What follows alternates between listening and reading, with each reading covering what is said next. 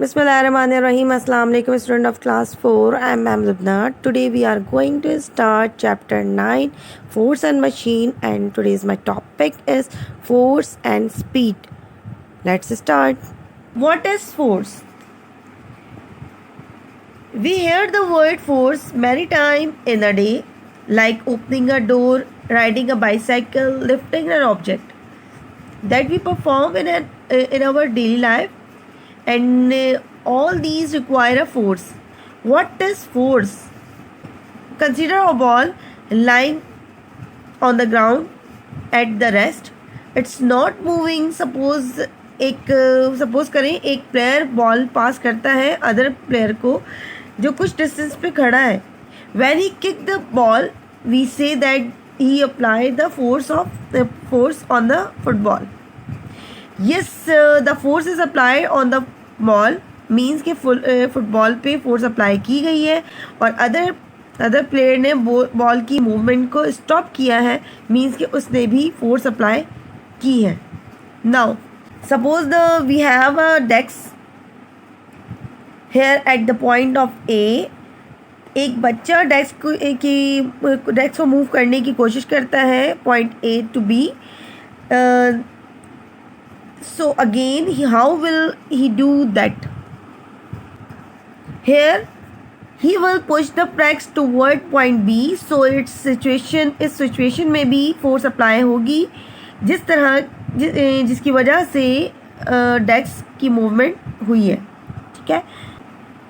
इसी तरह का एक बच्चा डेस्क के ऊपर पेंसिल को लिफ्ट करता है, उठाता है, तो वो भी हमारे पास कॉज ऑफ फोर्स है कि वो फोर्स अप्लाई होगी तो वो लिफ्ट करता है किसी भी चीज़ को. सो किकिंग, पुशिंग, लिफ्टिंग, ये सब एग्जाम्पल्स हैं हमारे पास फोर्स की. Pedalling force apply on the bicycle, hitting force apply on the nail. ठीक है. कि बच्चा है जो कि किक करता है या स्टॉप करता है बॉल को तो अप्लाई द फोर्स, वो भी फोर्स अप्लाई करता है. ठीक है. इसी तरह हमारे पास एग्जांपल होती है ओपनिंग ड्रॉर को ओपन करने की. अगर हम ड्रॉर ओपन करते हैं, प्लकिंग द गिटार या मूवमेंट ऑफ एनी ऑब्जेक्ट, ये सब एग्जांपल्स हमारे पास फोर्स हैं. बिकॉज किसी भी ऑब्जेक्ट को मूव करने में या मूवमेंट से रोकने के लिए हमें फोर्स अप्लाई करना होती है. ठीक है. सो फोर्स की डेफिनेशन हमारे पास है push and pull apply on objects called force. किसी भी चीज़ को पुल करने या पुश करने पर जो हम अप्लाई करते हैं ऑब्जेक्ट के ऊपर वो फोर्स होती है.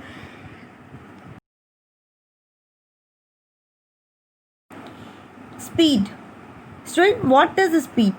How do we know an object in motion is traveling faster or slower than another object? Consider two objects, object 1 and object 2, both moving along with the same path. Student, हम ये किसी भी चीज़ के लिए speed का word कब use करते हैं? हम स्पीड का वर्ड उस वक्त यूज़ करते हैं जब हमारे पास सेम पाथ, सेम डिस्टेंस हो और हमारे पास ऑब्जेक्ट का और कंपैरिजन में हमारे पास 2 और मोर ऑब्जेक्ट्स मौजूद हो. ठीक है.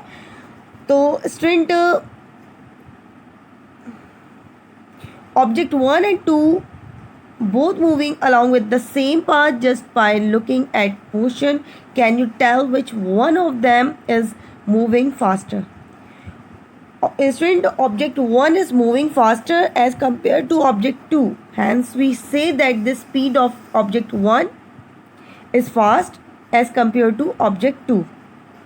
Student, हम यहाँ जज कर सकते हैं, हम नोटिस कर सकते हैं कि हमारे पास सेम पाथ है, एक ही रास्ता है, हमारे पास सेम डिस्टेंस है और 2 ऑब्जेक्ट्स हमारे मूव कर रहे हैं. ठीक है. इसमें किसकी स्पीड ज़्यादा है और किसकी स्पीड कम है. हमें किस तरह से अंदाज़ा हुआ कि ये दोनों ऑब्जेक्ट्स एक बराबर डिस्टेंस के साथ कवर कर रहे, दोनों ऑब्जेक्ट सेम डिस्टेंस को कवर कर रहे हैं. ठीक है. लेकिन एक का टाइम हमारे पास as compare to second object timing एक की कम है, ठीक है। तो what is speed? Student remember, speed is physical quantity, ठीक है, and speed is how faster something is moving. Let's define the speed. Speed का रिलेशन टू क्वांटिटीज से होता है। किसी भी ऑब्जेक्ट की स्पीड उसके डिस्टेंस और टाइम को नोट करते हुए डिसाइड की जाती है। फॉर एग्जाम्पल, एक blue car 420 metre distance cover करती है 30 सेकेंड्स में। फॉर एग्जाम्पल, एक blue car 420 metre distance 30 minutes में कवर करती है, जबकि सेम डिस्टेंस मीन्स के 420 मीटर का डिस्टेंस पिंक कार 40 सेकेंड्स में कवर करती है।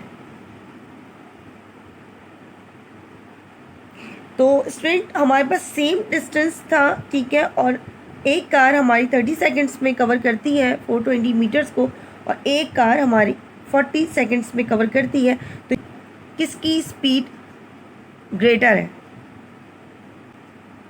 सो स्टूडेंट, ब्लू कार की स्पीड ज़्यादा है as compare to pink car, because दोनों कार्स ने सेम डिस्टेंस कवर किया है, 420 मीटर कवर किया है, लेकिन दोनों के टाइमिंग का डिफरेंस है कि एक ब्लू कार 30 सेकेंड्स में कवर करती है और पिंक कार 40 सेकेंड्स में कवर करती है।